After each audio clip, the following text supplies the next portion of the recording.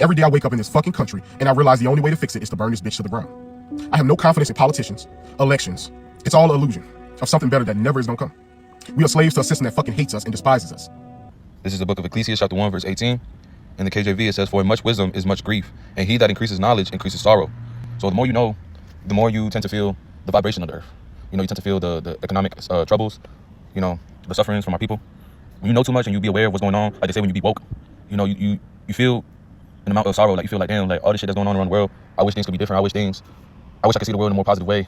But you just know so much that and those who be in the truth, you know, like the hopeful elects, we know that these 2/3 in Babylon is gonna go down to hell. You know, it's gonna be crushed. It's gonna be destroyed. And the society that we live in is only gonna get worse, year after year.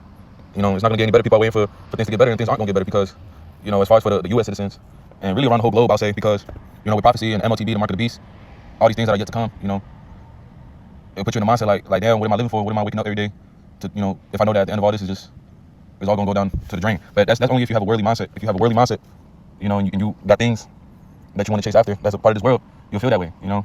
That's why you gotta keep your mind on things above. It says in the Bible to keep your mind on things above. You know what I'm saying?